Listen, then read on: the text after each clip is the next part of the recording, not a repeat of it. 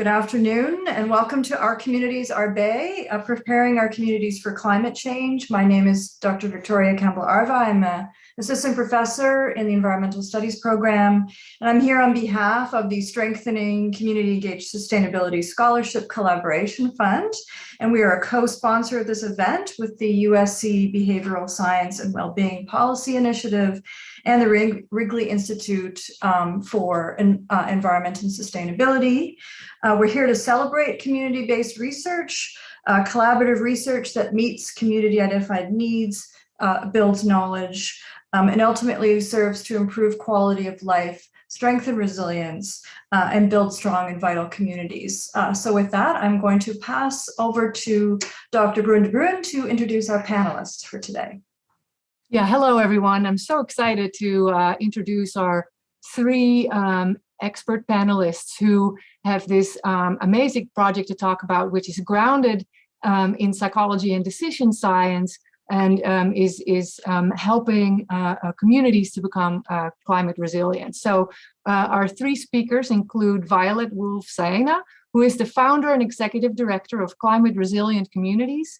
She has served as an international climate expert for over 10 years and has worked with various groups in less developed countries and small island states to protect communities from the impacts of climate change. Her dedication to elevating community leadership and response to environmental justice is rooted in her lived experiences in the South Pacific. She now works in the Bay Area, and in partnership with the government sector, research institutions, and community-based organizations, building community capacity to respond to climate change and sea level rise. She holds a master's in environmental management from Duke University and a bachelor's degree in environmental studies from the University of South Pacific in Fiji.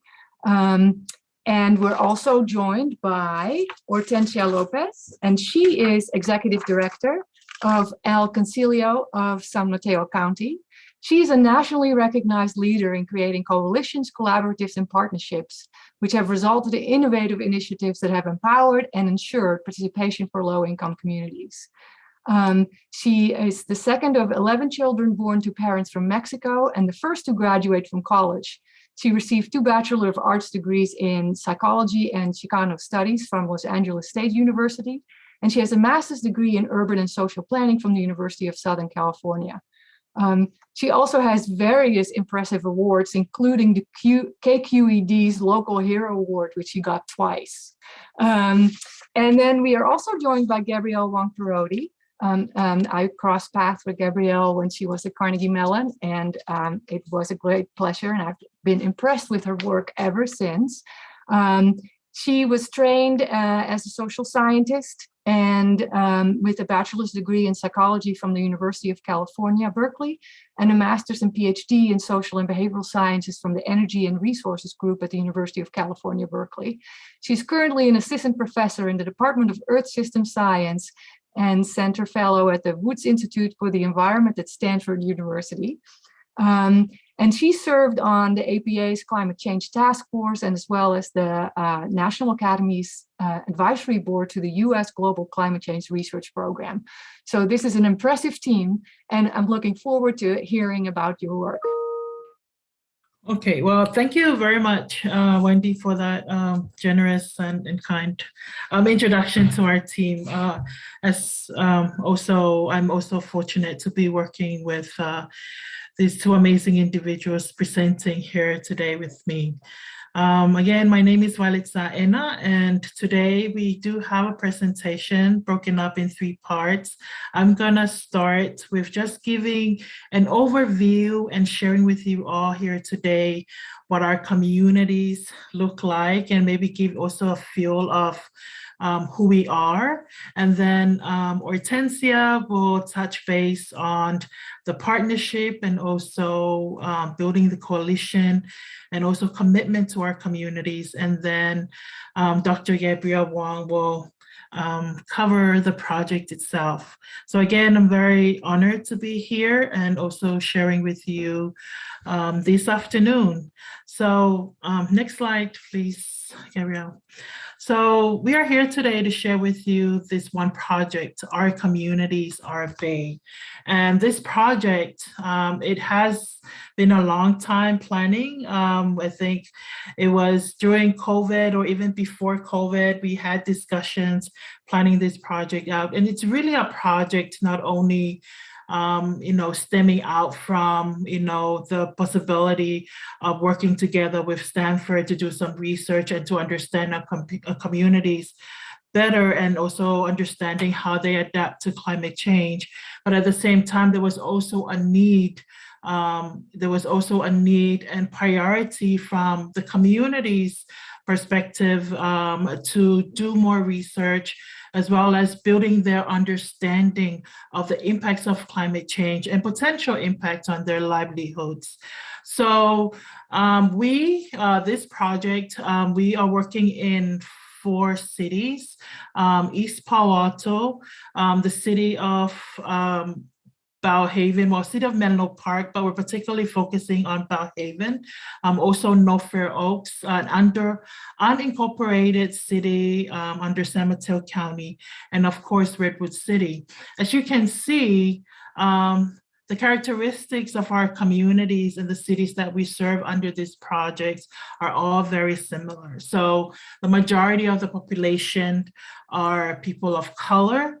Most of these cities are under-resourced and underserved. Also cities that faced a lot of existing disparities and even faced with a lot of existing, policies that that impedes the community to be able to, to respond to these climate extremes and climate hazards. So as you can see, poverty is high, pollution burden is high, housing burden is high, and these are only a few of the disparities or the burdens that our communities faced daily, affecting their livelihoods and their ability to respond. Other existing disparities in our communities, including, can you go to the next slide, please, Gabrielle?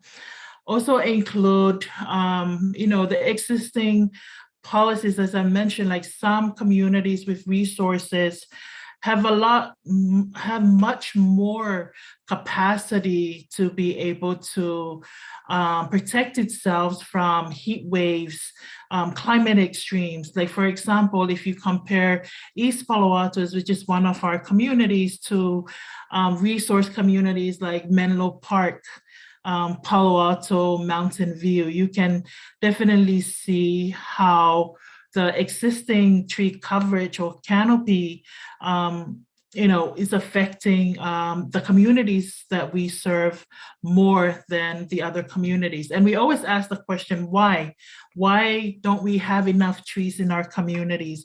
Why is North Fair Oaks, if you look at the map to the right, that's another indication where, part of North Fair Oaks, closer to Redwood City, very limited canopy coverage or trees. You can see how the heat, how they are vulnerable to heat waves and heat days, compared to the far side, to the right, to the bottom, which is very close.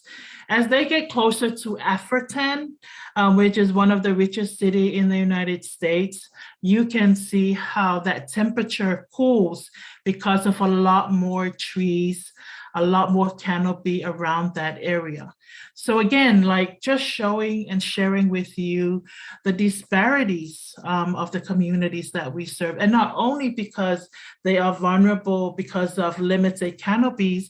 If you look at the characteristics of the communities itself, the housing stock, where most of these families don't have air conditions, most of these families don't have heating systems. And so again, that makes them more vulnerable to these climate extremes. Next slide, please. And then look again, this is just another, data or slide just to show you all the difference and the burden and also the work that we are doing in these communities to try and help communities respond to not only the existing, but also the future projections. For example, in East Palo Alto, projection shows that the community of East Palo Alto will experience additional 2 heat days with increase in temperature. So East Palo Alto is also in the area that we served in the Bay. In San Mateo County, East Palo Alto is one of the most vulnerable communities to sea level rise, a community that have been impacted with extreme flooding in the past. And the existing, again, social and economic indicators shows that they don't stand a chance if we don't do anything. So with my organization, Climate Resilient Communities, we have been working side by side with community leaders from these communities through our climate change community teams, as well as collaboration and working side by side with partner organizations like Ortensia's organization, El Concilio, supporting and also providing services to families and residents in our communities to assist and also help build some structure so that communities can plan for and respond to extremes and also future climate change. So a lot of our work, a lot of our communities that we serve, we are trying our best to help and work with them to build their adaptive capacity. And I think that's why this project is very important, because we have the opportunity to work directly with households and to identify vulnerabilities and also understand the limitation and the barriers and how we can help us understand how we can help them build their resilience to climate change and sea level rise. So that's an overview of what our communities look like. I'll be happy to share more during the Q&A, but next I want to pass it on to Ortensia to talk a little bit more about our partnership and how we came together. Thank you. Well, thank you, Violet. As always, excellent information that we share that people need to have, understanding the posters of our communities. And I am honored as well to be here today and share our experience.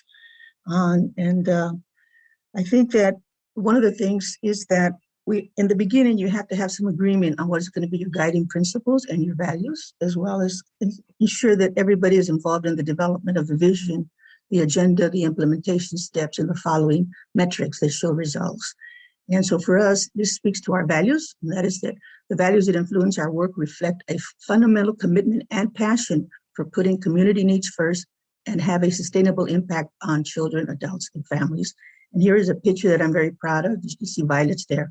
But this is a team of students, interns from Stanford, as well as 3 community activists, Ever, Gloria, and Violet. And I think you can see the connection they have, the charisma they have, that reflects the excitement that everybody's feeling when we first started. And this started way back in 2019, when we first were starting to actually work. It took us a while to build the relationship. So can we go on to the next one? Next slide. Thank you. And as I said, we have to have principles, missions, and values. And for us, part of it is there has to be inclusion. And inclusion, means to actively engage in and promote practices that demonstrate a respect for the diversity of our employees, our partners, and our constituents.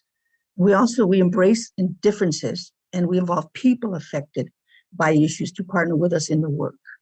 As well, we serve as advocates for change, and we support public policies and programs that reinforce equal access to resources, provide equitable opportunities, and improve the quality of life in the communities that we serve. Well, justice is key, and we encourage open forums for proactivity, raise awareness, trends, issues, policies, or strategies that adversely impacts the communities we serve. Cultural integrity is also very key. We assist partners and stakeholders in becoming more sensitive to aware of culturally appropriate methods for achieving community impact. And the last one is around collaboration. And, it's partnership and teamwork. We build and maintain partnerships that help us meet our commitments to each other, key constituents and partners. And then we serve as a bridge to getting resources delivered that will make San Mateo County communities a better place for children, parents, and families in need. Those are, I think, overall what keeps us connected, cohesive, respectful of each other. But just a quick summary of what I think has to be involved is that, first of all, you have to know your community. So you have to go into the community where the community is.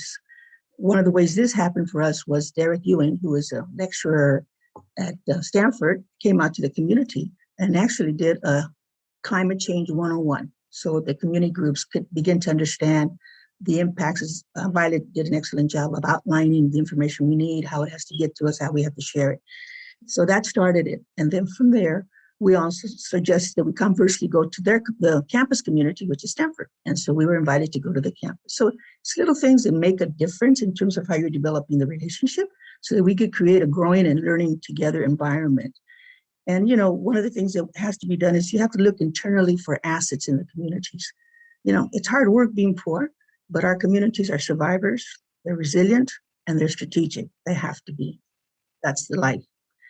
We have to build relationships and not what a friend of mine used to categorize as shotgun weddings, meaning it's not something that you're forced into, it's something that you want to become part of and show that you can contribute and be part of the vision again, the agenda and the implementation. Also, we share resources. We from a community share what's there, the voice of our communities, we involve them in all our information exchanging that we're doing. But also the college itself took the opportunity to give us a small grant to help with some of the resources we need to develop materials for the students to be able to have robust learning experiences, interactive and hands-on in the communities. That made a big difference. And again, they have to understand who we are, CRC and El Concilio, our visions, our mission, our principles, our programs, and communities we work for, with, and in. So I subject to you that my suggestion of elements of a true partnership include respect and integrity, diversity, inclusion, access and equity, flexibility, transparency. And then we have to have results and accountability, and always looking at it from the lens of justice and serving others. This ends up with building leadership that everybody can take part of. So those are my thoughts on the partnerships, and I think that that's what has kept our partnership going. And I always say to our group, when we kind of look at, what's happening? Hey, all masterpieces were a piece of work at one time. So we just kind of keep that faith going. Thank you very much for your time. And again, if there's any more questions, I'd be glad to answer. And now I will pass it on to Dr. Wong, one of our fearless leaders. Thank you so much, Ortensia. So what I'm going to talk about today is the impetus for the project Our Communities Are Bay that we're working on right now. And as Ortensia mentioned, this partnership started a long time ago. So we really started working together in 2019 through initiatives such as the Stanford Future Bay Initiative, with students kind of being exchanged and working in the communities, and community members and our community partners coming to Stanford. And one of the things that happened in our recent past, which most of us have experienced, is wildfire and wildfire smoke. So here's just a picture of San Francisco on September 9th, 2020, where we woke up and we looked up in the sky and the sky was orange. And so this is just to illustrate how bad that wildfire season was for Californians. And hopefully, fingers crossed, it won't be as bad this summer. But when we look at wildfires, we need to think about the fact that wildfire smoke affects not just those individuals that are close to the source of fire, but that smoke travels hundreds of miles away. So if there's a fire that's burning at the wildland urban interface or in a rural area, that smoke can travel to urban areas where a lot of people are living. And the literature suggests that there are unequal impacts with respect to health outcomes based on income, race, age, and pre-existing health conditions.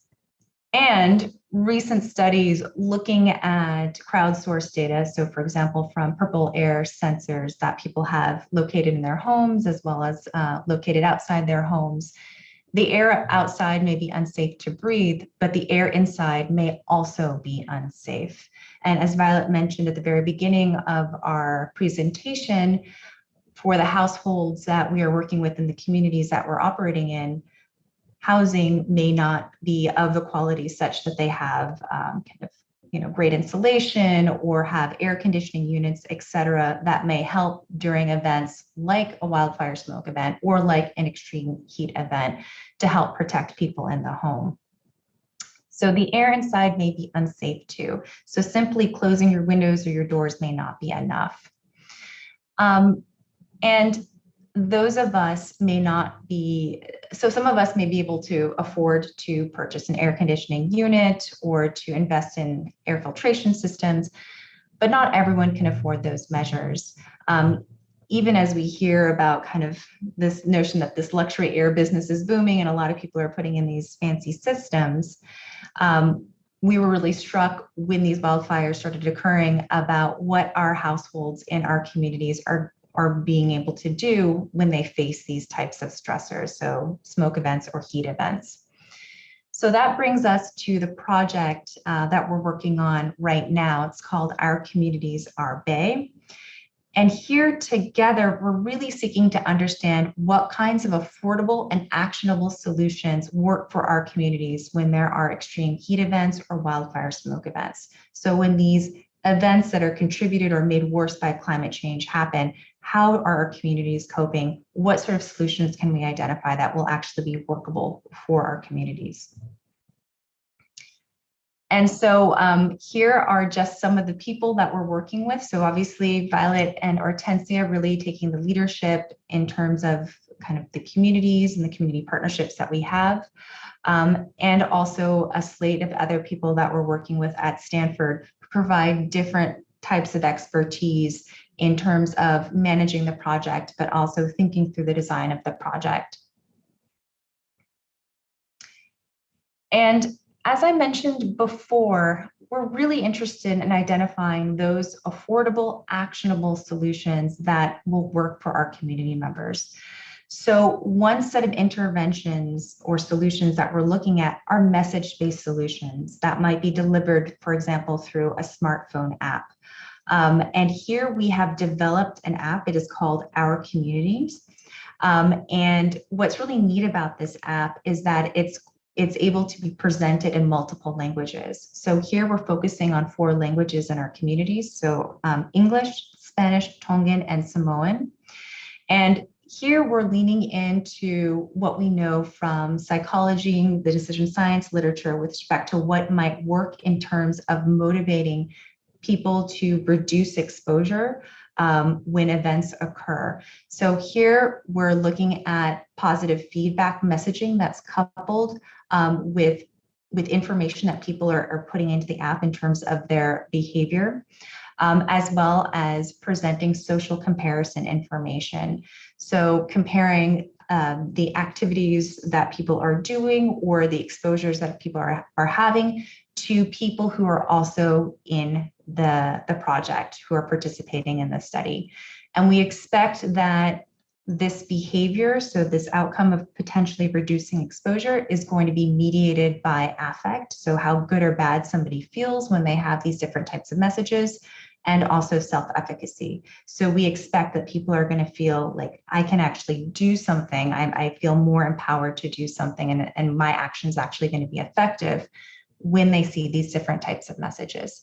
So this is one way we're looking at things in terms of what might be an effective, actionable solution. And what's really important here to mention is that the Our Communities app is built off of the U.S. Environmental Protection Agency's app that they have, which is already being used by tens of thousands of Americans across the U.S. And they're really interested in seeing how they can make that app more effective in terms of reaching out to various populations, as well as how to present that information. And what is great is that the findings from this study can be used to update that app and to have broader impact in terms of the number of people that we're reaching, the growing number of Americans that are being impacted by heat and smoke in the American West. So we have our kind of message-based interventions, these solutions that we're going to be assessing, but there are also other types of interventions that we're looking at. And one are air cleaners, and air cleaners have been shown in lab settings to be very effective at reducing, for example, in the case of wildfire smoke exposure, and reducing something called PM 2.5, so particulate matter 2.5, which is really insidious. It can get deep in your lungs and irritate your lungs and cause all sorts of health-related issues. So we're going to be looking at how air cleaners alone and in combination of different ways of presenting information through our smartphone app may be effective in terms of motivating people to change their behavior and ultimately reduce exposure and improve health outcomes. So as we mentioned before, we're working in 4 communities. Not sure if you can see my mouse, but here are the communities. So it's Redwood City, Menlo Park, East Palo Alto, and North Fair Oaks, or not, excuse me, not Menlo Park, North Fair Oaks and Bellhaven. And we're going to be following approximately 420 households. Most of these households, as Violet mentioned, are low income. A substantial portion of our households are also non-English speaking, hence the reason why we have the app in a number of different languages. And this is a longitudinal study. So we're going to be following people over time as their lives are punctuated by these types of events, by heat waves and by wildfire smoke events. We're also flexible in terms of other events that may occur. So for example, if a flooding event occurs, we're going to be able to capture that experience for people and document it and see what people are thinking or doing or feeling as these events occur. So here is a figure showing the randomization, the design that we have. And so I wanted to mention here that we're blocking, or we're going to be looking at weatherization and then randomizing based on whether or not people have weatherization to one of 6 treatment groups. As I mentioned before, we have treatments that are messages alone or in combination with having an air cleaner.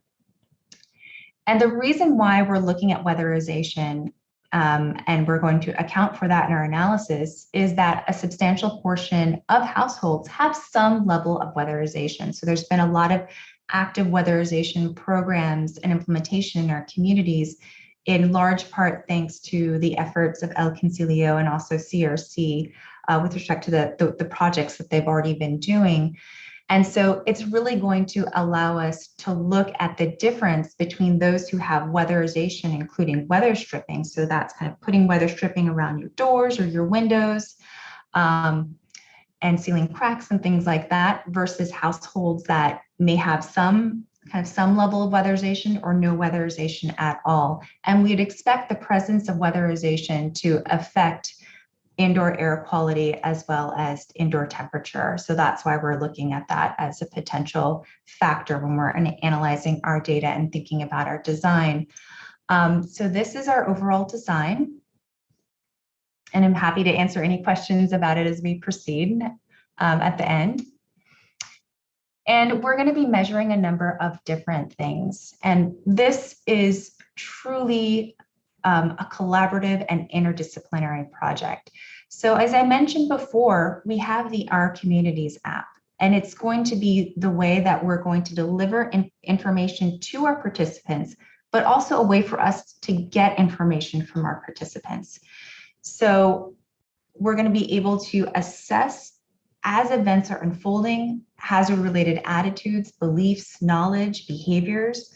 We're also going to be able to assess, as time goes on, climate change attitudes, beliefs, and knowledge. And then a real benefit to being able to ask as events are unfolding, what sort of programs and services are people using to better cope with these stressors? Are there things that individuals are using that are situated or specific to their household? Are there community-wide resources that they're kind of going for to help them cope when these types of stressors occur? We're also going to be assessing indoor and outdoor exposure using purple air sensors. So this is going to give us a sense of that particulate matter, both indoors and outdoors, as well as temperature. We're also using something called a micropem, and this is in collaboration with exposure scientists at a company called RTI in North Carolina, which is going to allow us to collect personal particulate matter information in real time and as a wearable device. So people are going to be wearing this device, so we'll know not only what their exposure is indoors when they're at home, but also in other environments, when they're at work, when they're at school, when they're on their way to work. And we're also going to be using something called a mattress sensor, which you put in between your box spring and your mattress, or the floor in your mattress, or whatever sort of surface you're sleeping on, which will give us a sense of sleep quality.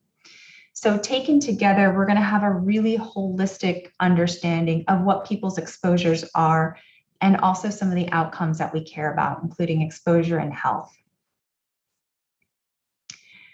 So here is just kind of a big snapshot overview of the research design, what we expect the outputs to be, and what we hope the outcomes are. So I'm just going to pull out some of the outputs that are interesting.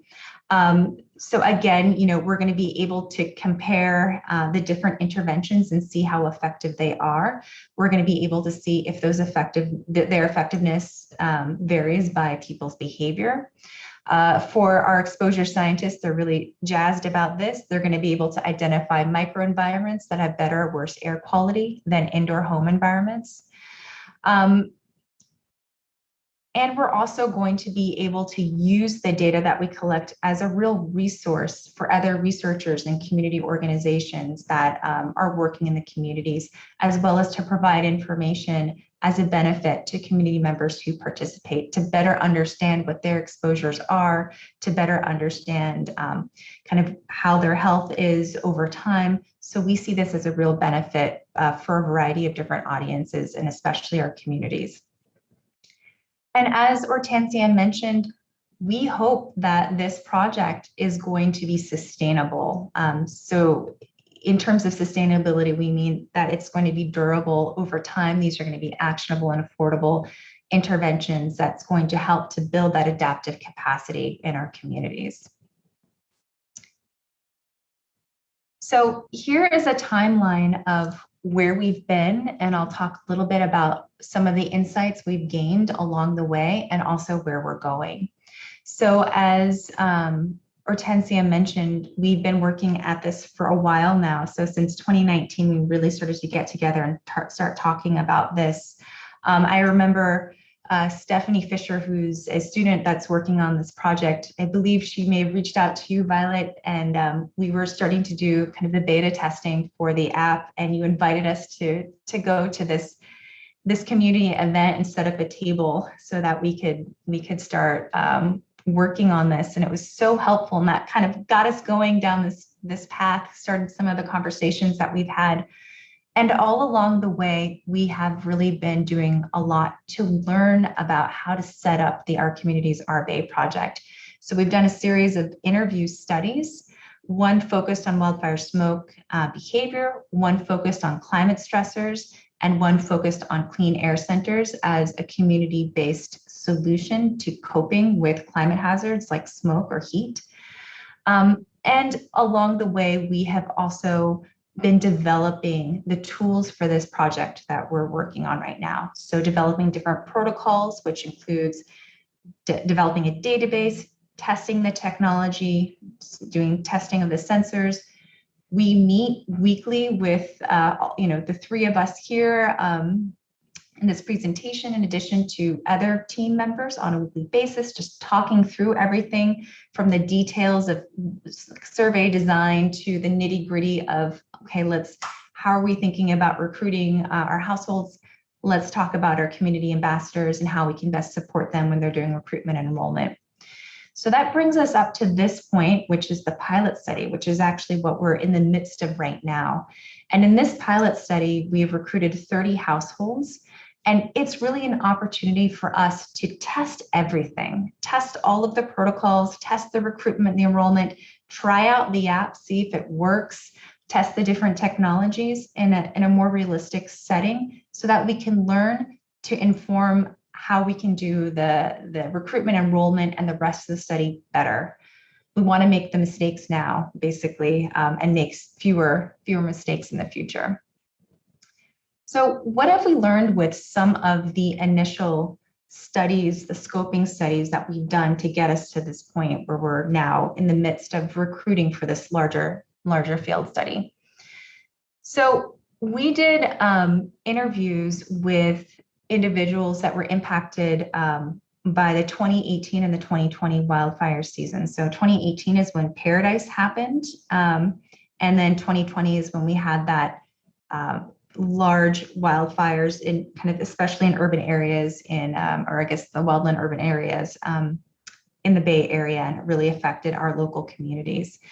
And we interviewed people in the Central Valley, but then also people locally here in the Bay Area. And we focused not only on those individuals who work indoors, but also individuals who work outdoors. So we interviewed people in ag and also kind of in construction and landscaping as well, because we really wanted to get an understanding of what people were doing and how they were coping with wildfire smoke exposure. And one really interesting thing that we found in this particular study, and mind you, this was before COVID-19, so wearing masks wasn't really a thing for a lot of people. But what we found was how central social processes were for developing new norms around the adoption of risk mitigating behavior. So for example, we found individuals making masks for friends and family members, and in so doing and giving the mask, that created a situation where those people who were more reluctant to wear masks for a variety of reasons would feel then that obligation to wear a mask and wear it, and then thereby signal to other people in their community that this is a social norm around mask wearing that is developing. So this type of work kind of helps us understand how social the development of some of these risk reduction measures are, and informed the design of some of the survey questions that we're going to be asking in this longitudinal study. Another example is work that we've done interviewing folks in North Fair Oaks, which is one of our communities, and also practitioners in terms of thinking about the range of solutions that we might be looking at, not only just within the scope of our study, but also at the community level. And so one of the things that's being talked about a lot are clean air centers, which basically are places that are propped up when wildfire smoke events occur, which is a place for community members to go to that has clean air. So usually there's an air cleaner that is installed. And these places are often things like community centers, libraries, schools, things like that. And one thing that we noticed is that for our practitioners and for the folks in North Fair Oaks, there were moments of agreement of the things that they needed in order to make these clean air centers more effective for community members. One is the need for transportation. Both groups recognize this as being a real need. And the idea is that now when we do this type of work, we can think about, well, how can we develop tools to help practitioners plan around public transit? What sort of resources might we need to support the community members who might want to use a clean air center but not be able to get there in terms of shuttles or bus vouchers we might be able to provide community members. This work also revealed points of tension. So for example, the practitioners were saying during wildfire smoke events, they had a lot of staffing challenges, especially in light of the other stressor that many of us are experiencing, which is COVID-19. So just a lot of these staff members were just kind of stretched way too thin. It was very hard for them to try to staff when these events occurred. And thereby the number of the length of hours that they had available for community members would be something like, I don't know, 7 a.m. to 7 p.m. Monday through Friday, which may sound like a lot, but then our community members said, well, that actually is not going to work for me. It's not like smoke ends at 7 p.m. or it's not happening on the weekends. So just thinking about what needs might need to be met for the community and thinking about how we might better resource those facilities and give more staffing support to practitioners so that we can better support the community when we're thinking about these sort of collective community level solutions. So we've learned a lot from doing the various work to kind of get to the point where we're able to develop some of the materials that we're going to be using in our longitudinal study. We are now working, we have finished the app. It's looking good. We're doing some testing right now. We've done, at this point, actually 3 recruitment and enrollment training sessions with community ambassadors. So at this point, and Violet and Ortensia, you can correct me if I'm wrong, I think we had 13, we have somewhere around that number. And we've recruited 30 households. And then, so we did all of this up through December, but then Omicron happened. So we had to kind of put the brakes on things for a while. But fortunately, we were able to complete enrollment in February, and our ambassadors did a fantastic job helping us with that. Right now, we're collecting surveys and following up with households to see what lessons we can learn from this pilot project in order to update all of the protocols, including recruitment strategy, enrollment, data aggregation, all of that. And we're going to be writing up those results and summarizing it and sharing it for our pilot participants and also for our ambassadors. And now we're just ramping up for our longitudinal study. But before I get there, I just wanted to mention a couple of insights that we've gained from doing this pilot project. So we've had some air quality insights that I'd like to share. So for those of you who aren't familiar with purple air sensors, this is what they look like. They're kind of about the size of a mouse. And here again are the 4 communities that we're working in right now. And in this image with those circles right there, you can see the purple air sensors that people have set up in their homes already. So this is before we started doing our project. You can now see these are our households where we have added purple air sensors. And you can see that these are now located in areas where basically no sensors or very few sensors were located. So already we're seeing some benefit to the community to have a better sense of what people's exposures are in the households and in our communities that really need it. Here, we have summarized some of the data in terms of what the indoor air quality is. So you can see this gold bar, that's the indoor AQI for the 27 sensors that we have. And outside is in blue. And we can see from the data that we've collected, generally the indoor air quality is worse than the outdoor air quality. So this is just highlighting again how important it is to have these types of data, especially in our communities, to get a better sense of what's going on. Another thing, and this just points to why this is so important to do pilot testing before you scale up and do this large field study, is that of our 27 sensors that we had set up, 12 were fully connected and were working perfectly. 3 had spotty connection and 11 had no connection. So this is really important to do this type of work to be able to identify and troubleshoot this and see what's going on before we do scaling up.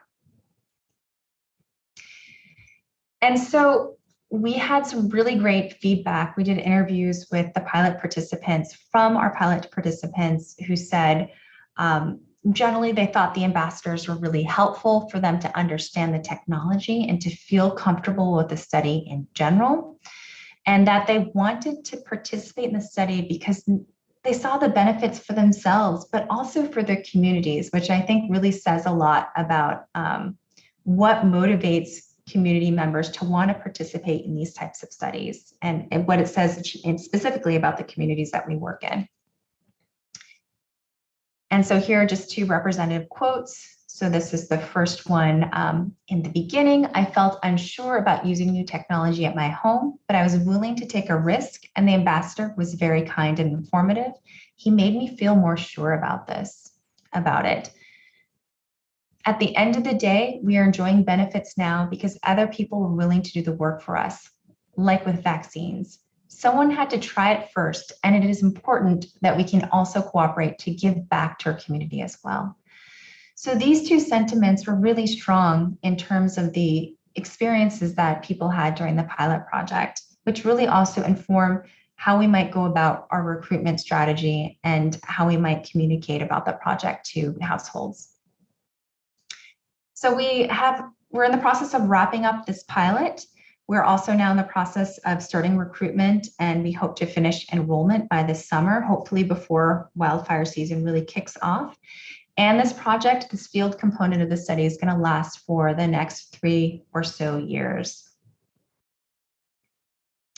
So with that, I thank you for your attention. This is the contact information for each of us. And it'd be remiss if I did not acknowledge our funders. So we've gotten funding from a variety of sources, both internal to Stanford, but also external. So thank you. Thank you so much. This was very, very exciting to learn about. Very important work. So we have a question from our audience. The first question is from Patricia Sloboda. She is a postdoc at Cedars-Sinai, as well as USC Schaefer Center for Health Policy and Economics. And she asks, what are the challenges that behavioral scientists and decision-making psychologists face when working with local communities in fighting climate change? I think for a variety of reasons, I would not know what questions to ask if it weren't for Violet and Ortensia. It's really because of them and the work that they do in their communities where we know what the important questions are. And then working with them and feeling so welcomed and developing that relationship is really important. We've been working together now for a while. And so developing the relationships, having, the community partners like Violet and Ortensia who really know what's happening, lead on the questions, I think is really key. Thank you. Yeah, it has been my experience as well that if you don't have good community partners, you may be asking questions that are theoretically relevant to your field, but not practically relevant to the community. Exactly. Violet and Ortensia, what has it been like for you working with Gabrielle and her academic colleagues? How has that relationship been for you on your side?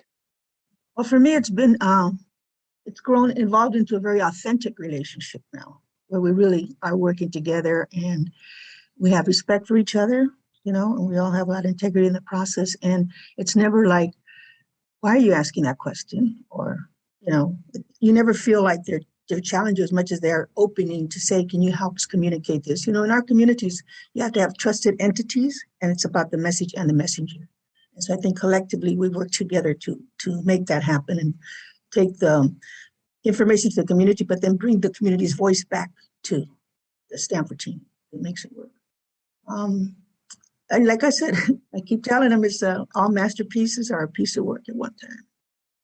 I guess what I can add on to is the, like Ortensia mentioned, I think for us, we represent the community, we are the voices of the community, and we also have the experience. And so I think our experience have been very beneficial because we are able to help guide the questions and the research so that the communities as well, this is not just a research to me, to our communities. This is very important because the outcome of this work will help us understand and develop programs and hopefully influence policies that will address the disparities and also policies, existing policies that that are affecting our community, why our community are so disadvantaged. So this is very important work, and I think working directly with Dr. Wong and her team at Stanford,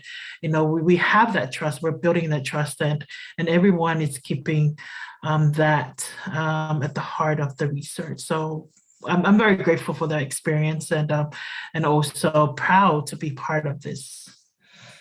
Great, thank you. We also have a question from Gail Sinatra, who is a professor at the Rossier School of Education, as well as a professor in psychology. And she would like to know more about the communication strategies. Are different types of messages being compared? Yeah.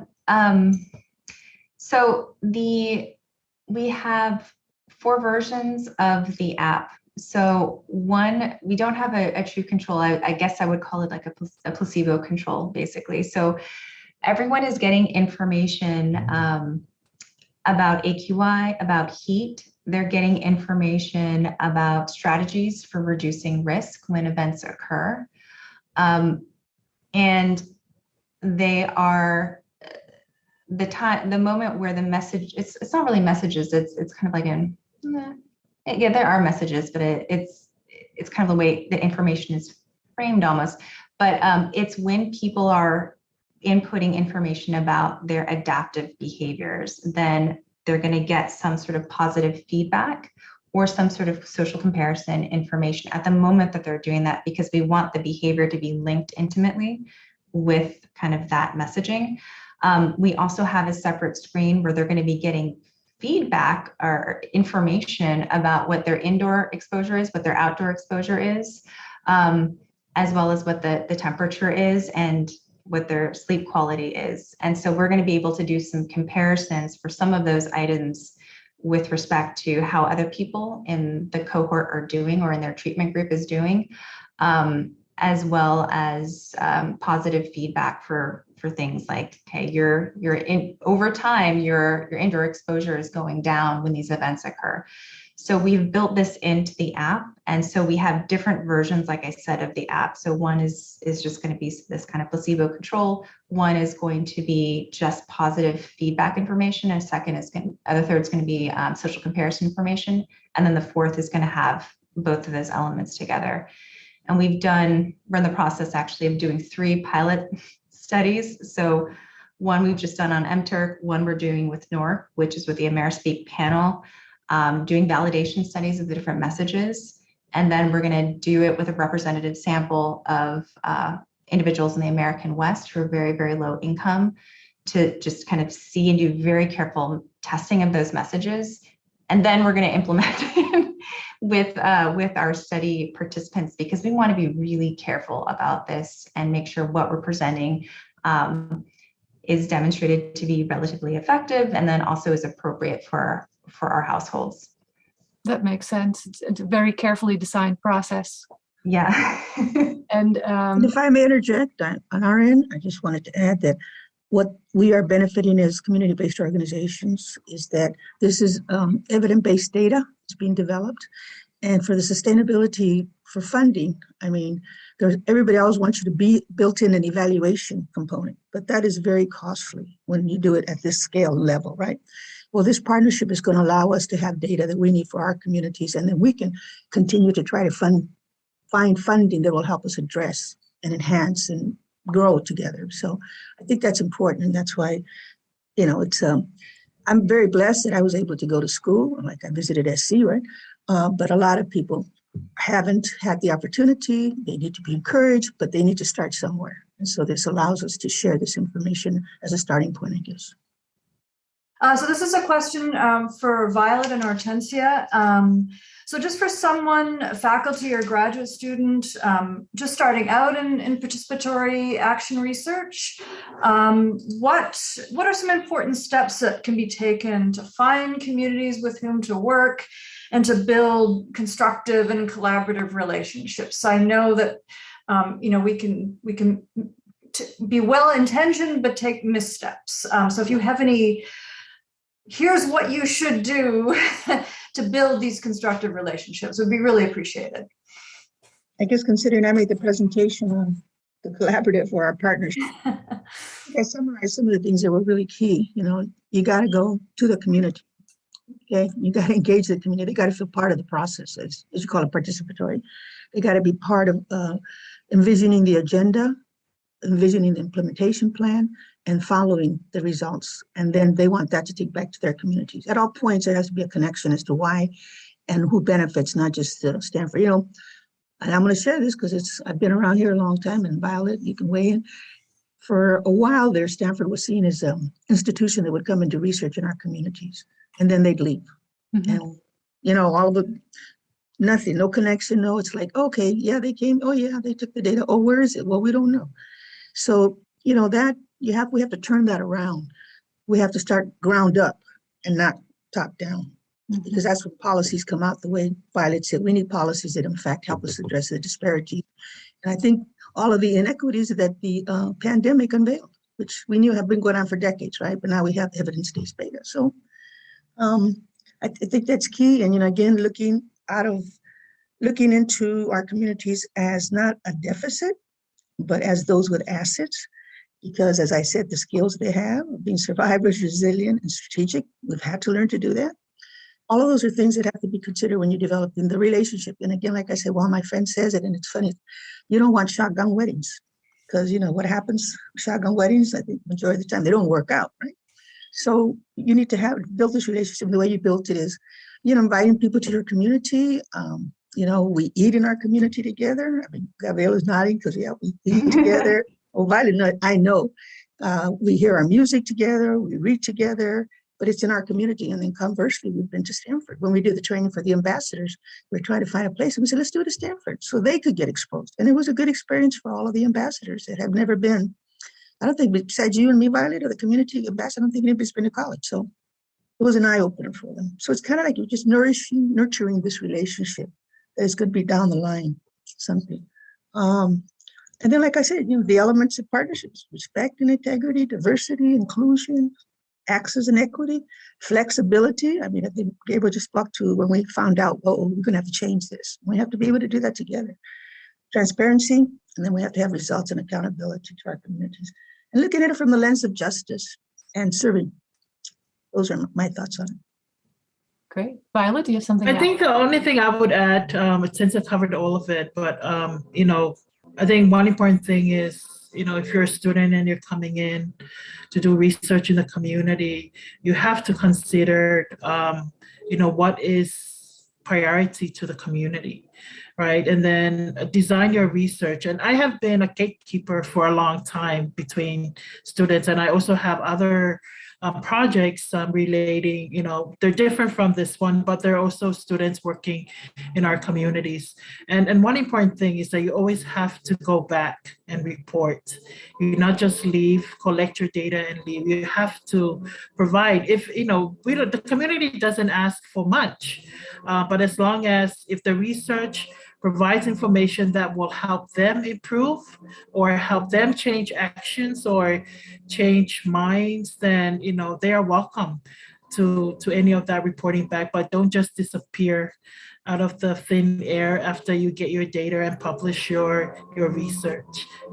We're actually be coming after you. That's, I mean, we are well established. The community is well aware, and that's why it's been hard. And yeah. So, but there's again building that trust is very important, and also keeping it's more important as well.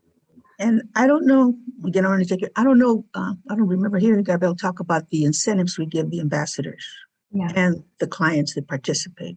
I think it's becoming more evident now that they have values and they have assets and they can contribute and they ought to be compensated for it. If nothing else for gas when they have to go somewhere, or nothing else for food because they have to eat, or their childcare. I mean, all of those are expenses. And with inflation right now, our communities are, and the gas, I mean, we're all suffering it. But these communities are even more disproportionate being impacted. Well, thank you so much. We have reached the end of our time slot, and it's been very inspiring. I look forward to inviting you back when you're near the end of your project to hear more about your findings and the impact that you've had on the community. Thank you so much for being here with us today, and looking forward to hosting you again in the future. Yeah, Thank you. thank you. Thank you for the so opportunity. much. This was wonderful. Thank you. Thank you, you. all to all the presenters. I really appreciated hearing about your research and community engagement. It was fabulous. Thank you. Thank you so much. Thank you all.